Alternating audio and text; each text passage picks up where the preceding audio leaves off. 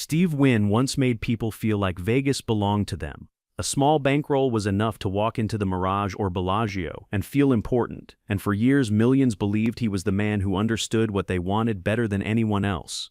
That image collapsed fast when allegations, regulators, and hidden problems ripped through his empire and turned his name into a warning sign across the industry. This is the story of how the man who helped build modern Vegas went from its king to an outcast, and why the real damage of his fall is still shaping the city in ways most visitors never notice. Wynn's story begins with a version of Las Vegas that felt reachable, where someone with a small bankroll could walk into the Mirage or Bellagio and feel important, unaware that this entire world traced back to one man's drive to redefine everything about the city. People remember this era because it made them believe the Strip cared about ordinary visitors. But the truth behind those glowing resorts was shaped by Wynn's obsession with building something bigger than simple casinos, something designed to pull people into a fantasy they didn't want to leave. This early shine created a hopeful image of Vegas, but it also hid deeper cracks that no one saw coming, cracks that would eventually expose the pressure, ambition, and unchecked power that lived inside the walls Wynn built with so much confidence. Before exploring how everything crumbled, the story steps back to the world Wynn came from, because his rise makes more sense when you understand how much weight he carried long before he ever set foot in a boardroom or signed a major casino deal. Wynn grew up watching his father run small gambling operations that rarely made steady money, and he learned early on that the gaming world could lift a person one month and crush them the next without warning or mercy. His father's businesses constantly fought to survive, leaving the family in a cycle of stress and instability that pushed Wynn to pay attention to how small decisions could push a gambling business toward success or failure. When Wynn's father passed away, he left behind not only grief, but heavy debts tied to the business, forcing Wynn into a crossroads that would define his entire future long before he became a public figure. Instead of walking away from the burden, Wynn chose to pay every cent back. A move that seemed impossible at the time, but planted the mindset that shaped how he handled every challenge that came later. This uphill start hardened his ambition, convincing him that he could push through anything as long as he controlled the environment around him, a belief that would later influence how he built some of the most famous resorts in the world. Wynn began studying casinos not as rooms filled with games, but as emotional stages where guests wanted to feel special, respected, and remembered, something he believed Vegas had been ignoring for far too long. In the 1970s, Vegas still felt like an aging town filled with smoke, cheap meals, and tired carpets, giving Wynn the chance to imagine something new that made people feel excited the moment they stepped through the doors. He set his sights on the Golden Nugget downtown, recognizing that even though it wasn't on the Strip, it had enough history and potential for him to experiment with ideas that could change the direction of Vegas itself. Once he gained control, Wynn began upgrading the Golden Nugget with better rooms, higher quality service, and entertainment that made guests feel like they were part of something bigger than an ordinary casino visit. These changes started drawing in a different kind of crowd, pushing the Golden Nugget into a spotlight it hadn't seen for years, and proving that Wynn's strategy of selling emotion and status worked far better than anyone expected. Wynn realized that gamblers weren't just visiting for the games, they wanted to feel important, and by shaping everything around that desire, he could turn an ordinary building into a must-see destination packed with eager visitors. This insight became the foundation for every major project he would build next, setting the stage for a shift that would soon redefine not only the Strip, but the entire way casinos approached entertainment and luxury. With the Golden Nugget's success proving his instincts were right, Wynn turned his attention to the Strip, knowing the real impact would come when he applied his ideas on a scale Las Vegas had never witnessed before. He began planning a resort called the Mirage, something far more ambitious than anything that existed at the time, a property designed to pull tourists in through pure spectacle rather than cheap gambling deals. To fund this massive dream, Wynn took on unprecedented debt, using junk bonds to raise the kind of capital that traditional investors considered reckless, forcing him to put everything on the line with no guaranteed safety net. Many industry experts said this move would destroy him, calling the $630 million project financial suicide, and predicting that no casino could ever make enough money to recover such an enormous investment. Despite the criticism, Wynn pushed ahead with total confidence, convinced the public would reward him for aiming higher than every competitor, even if it meant risking the future of his entire company. He filled the Mirage with unexpected attractions like a giant erupting volcano and exotic animals, believing that if people felt overwhelmed by wonder before they even stepped inside, the resort would become unstoppable. When the Mirage finally opened in 1989, the public response surpassed every expectation, with crowds flooding the doors in numbers that proved Wynn's high-risk gamble had tapped into exactly what visitors wanted. The Mirage quickly shattered revenue predictions, helping launch a tourism boom that pulled millions of new visitors to Las Vegas and convinced other operators that the era of cheap, smoky casinos was officially over. Competitors scrambled to copy Wynn's formula, but none matched the impact of his vision, and the Mirage became the project that forever cemented Wynn as the man who reshaped Las Vegas into a world of spectacle and luxury. The success of the Mirage pushed Wynn to chase an even bigger impact, convincing him that the Strip could handle constant reinvention if someone had the vision and confidence to keep raising the bar higher than anyone else dared. He moved quickly into his next major project, Treasure Island, where he used outdoor shows and family-friendly themes to create non-stop excitement that naturally funneled massive crowds toward the casino floor, without relying on traditional marketing tricks. The nightly pirate battles drew huge audiences, proving that free entertainment outside a casino could generate enormous revenue inside, a tactic that competitors immediately tried to duplicate but never managed to execute with the same precision. Wynn strengthened Treasure Island further by bringing in Cirque du Soleil, introducing a new level of theatrical performance that helped reshape how Vegas blended high-end entertainment with casino economics. With two major hits behind him, Wynn recognized that Las Vegas was ready for a property that shifted from spectacle to pure luxury, something aimed at visitors who wanted to feel like they were entering a world built only for them. This led to Bellagio, a resort designed to send a message that Vegas could move beyond neon kitsch and become a global symbol of elegance, blending fine art, upscale rooms, and curated experiences into one massive statement. The famous fountains outside Bellagio became a landmark, giving visitors a reason to stop and watch even before they entered, and strengthening Wynn's belief that every great resort needed a signature attraction visible from the street. Inside Bellagio, Wynn refined his formula by adding expensive art galleries, high-end restaurants, and refined interiors that shifted the Strip's focus toward wealthy travelers instead of bargain-hunting tourists. As Bellagio took shape, the city began changing around it, with other casinos raising their standards, increasing room prices and moving away from cheap food and low minimums to match the new tone Wynn had set. Regular visitors who once felt special in older casinos noticed the shift immediately, realizing that the Vegas they loved was slowly disappearing as high limits and strict dress codes started taking over prime spaces. Despite this growing divide, Wynn believed that catering to wealthier guests was the future, and Bellagio proved him right by becoming one of the most successful and admired resorts in the world, almost immediately after opening. Its success pushed Wynn into a landmark deal, selling Mirage Resorts to MGM in a move that shocked the industry and set the stage for the next major turning point in his career. Many assumed Wynn would retire after the sale, especially since he had already reshaped the Strip, but walking away from the industry never crossed his mind as he searched for the next blank canvas. That canvas appeared in the form of the Desert Inn, an aging property with plenty of history but little modern appeal, offering Wynn the opportunity to wipe the slate clean and start a new chapter entirely on his own terms.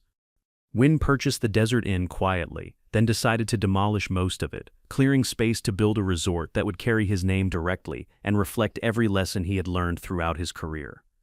This became Wynn Las Vegas, a property designed to feel exclusive even before guests entered, using curved architecture, private pathways, and upscale surroundings to signal that this was not a resort meant for casual drop-ins. The opening of Wynn Las Vegas returned him to the spotlight, reinforcing his reputation as the visionary who always found a way to stay ahead of every major trend shaping the Strip. Encore followed as an extension of the resort, deepening the focus on elite clientele and strengthening Wynn's identity as the master builder of the city's most polished and expensive environments. By this stage, Wynn's properties were no longer built for average tourists, as high limits, premium lounges, and rising room prices signaled a full shift toward high-income guests with strong spending power. Wynn's ambitions eventually expanded beyond the Strip, leading him toward Macau, where he saw potential for massive growth in a market that was quickly becoming the global center of high-stakes gambling. He opened Wynn Macau with confidence, knowing the location could outperform even his most successful Vegas properties due to its appeal to international high rollers seeking exclusivity and larger betting opportunities. Wynn Macau exceeded expectations and pushed the company into a new league of profitability, proving that Wynn's instincts still carried weight even in a completely different part of the world. His next Macau project, Wynn Palace, became even more ambitious, filled with grand design choices and expensive features that cemented the brand as a global symbol of ultra-luxury casino entertainment. The success of his Macau properties shifted the company's financial center of gravity away from the United States, giving Wynn Resorts a powerful global footprint that kept shareholders excited and competitors nervous. But this global expansion also widened the gap between the wealthy and the average visitor, leaving longtime Vegas fans feeling pushed aside as Wynn continued shaping a version of the city that catered to elite guests above everyone else. As the Strip continued shifting toward high-end experiences, many longtime visitors noticed how the friendly, approachable version of Vegas was fading, replaced by a system built around steep fees, high limits, and a new focus on wealthy travelers above everyone else. This slow change created a quiet divide between the Vegas that once welcomed average tourists and the Vegas that now prioritized elite guests. Yet Wynn believed this transformation was necessary for long-term growth and global appeal. At the height of Wynn's influence, when his global empire looked unshakable, an unexpected storm began building that had nothing to do with finances, expansion plans, or competition, but would end up dismantling the image he had spent decades creating. Major media outlets released detailed reports of sexual misconduct allegations against Wynn, presenting claims that stretched back many years and painted a picture that immediately sent shockwaves through the entire gaming industry. The news spread rapidly, catching investors, employees, and regulators off guard, and creating a sense of urgency that pushed Wynn Resorts into crisis mode as the company tried to understand the scope of what was unfolding. As the allegations gained national attention, Wynn Resorts stock began falling quickly, wiping out billions in market value and forcing analysts to question whether the company could survive if its founder became too toxic to be associated with. Banks and financial institutions reacted with concern, issuing downgrades that signaled a lack of confidence in the company's future unless strong action was taken to distance leadership from the growing scandal. Regulators in Nevada, Massachusetts, and Macau launched investigations, each seeking to uncover whether the company had failed to report key information, ignored complaints, or allowed misconduct to continue unchecked for years. The mounting pressure left Wynn with few options, as every new headline intensified scrutiny and raised questions about his ability to continue leading the company he had built from the ground up. Faced with regulatory heat and investor panic, Wynn resigned as CEO and chairman, a move that stunned the industry and marked one of the most dramatic leadership exits in modern Las Vegas history. He also stepped down from major political and philanthropic positions, recognizing that keeping those roles would only deepen the backlash and create more problems for organizations tied to his name. Wynn then sold his entire stake in Wynn Resorts, removing himself completely from the company, but doing so at a far lower valuation than what his shares were worth before the scandal erupted. As investigators continued their work, they uncovered older complaints that had never been disclosed to regulators, raising concerns about whether key executives had actively concealed information for years. Evidence showed that settlements linked to the allegations had been handled quietly, raising new questions about internal oversight and whether corporate leadership had prioritized protecting Wynn over addressing serious accusations. These findings led to record-breaking fines against Wynn Resorts for failing to enforce proper reporting procedures, creating a financial and reputational hit that took the company years to stabilize. Wynn himself eventually agreed to a multi-million-dollar settlement, which included strict conditions preventing him from ever applying for a Nevada gaming license again. Shareholder lawsuits followed, accusing the company of misleading investors and failing to disclose critical risks, creating additional financial damage that piled onto the fallout already rocking the organization.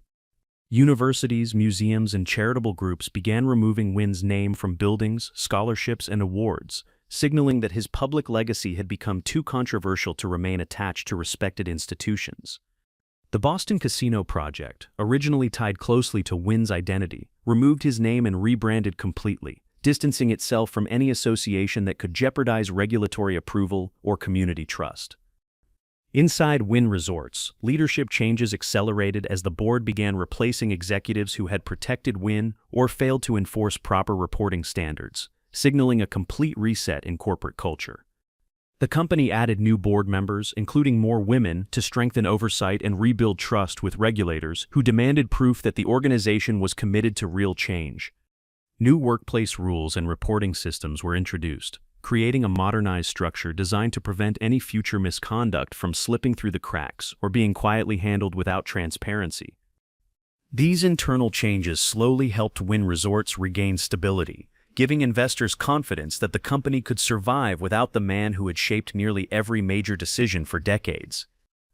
Financial improvements followed as the company cut debt, launched strategic buybacks, and pushed forward with growth plans designed to show that Wynn Resorts remained strong even without its founder.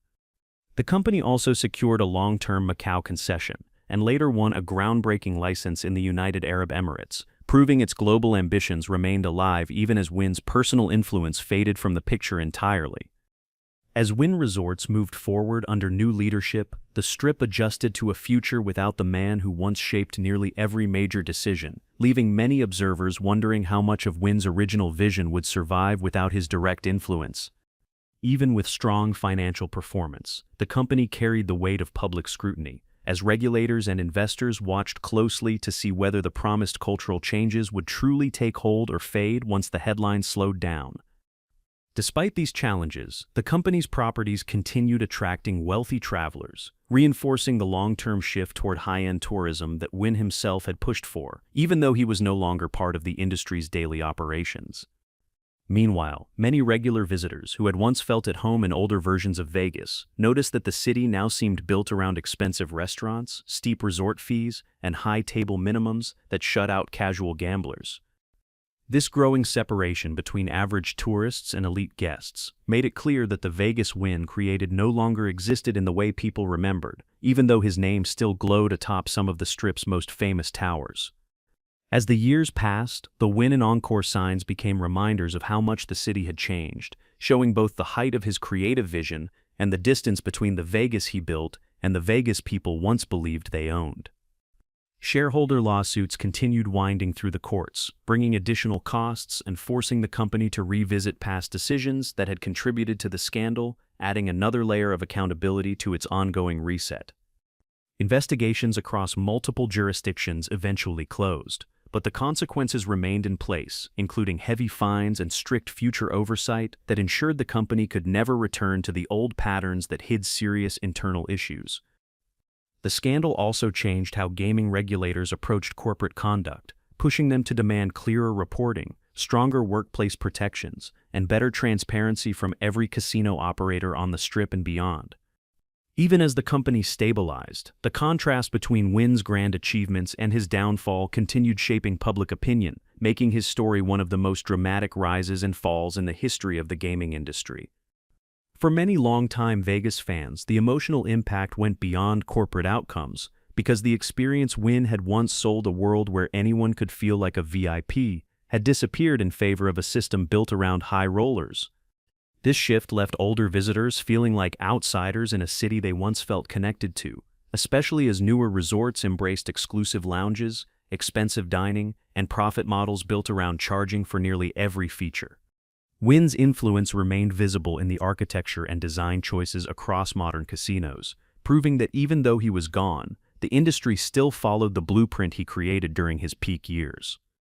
But the same influence that elevated the city also pushed it toward the polished, high-cost environment that now leaves many visitors longing for the days when the Strip offered more warmth, simplicity, and genuine hospitality. New generations of travelers embraced the luxury-focused version of Vegas, but older visitors recognized that something personal had been lost, a connection that once made them feel like valued guests rather than background noise. As the city leaned further into wealth-driven tourism, the spirit of accessible fantasy slowly faded, replaced by upscale branding and rising prices that reshaped Vegas into a destination built for a smaller, richer audience. This transformation revealed the lasting impact of Wynn's vision, showing that the Strip no longer tried to be cheap or approachable, but aimed to be a global powerhouse defined by elegance, spectacle, and exclusivity. Yet even those who admired Wynn's creativity acknowledged that the darker side of his leadership left wounds the industry couldn't ignore, forcing a conversation about accountability that stretched far beyond his personal downfall.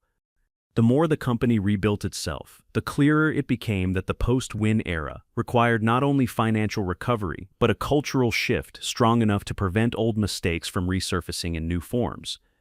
Executives crafted new strategies to protect employees, strengthen reporting systems, and create safer environments, hoping these changes would rebuild trust with both regulators and the public over the long term. Even with those changes, the memory of Wynn's influence lingered in every design choice, fountain show, and luxury suite, serving as a reminder of how one man had elevated both the beauty and the problems of modern Las Vegas. Financial analysts noted that Wynn Resorts remained one of the strongest operators on the Strip, proving that the business could survive even after losing the personality who once defined its identity. The city around the properties kept evolving too, leaning into massive entertainment acts, global branding, and international high rollers, continuing the direction Wynn had established decades earlier. For visitors who remember the older version of Vegas, the changes feel permanent, marking the end of an era where regular people could walk into a luxury resort and feel like they belonged without needing deep pockets. Wynn's rise and fall highlight how a single vision reshaped Las Vegas into a polished, exclusive playground, and how the end of that vision left many wondering whether the city lost something important on its way to becoming a world built for billionaires and whales.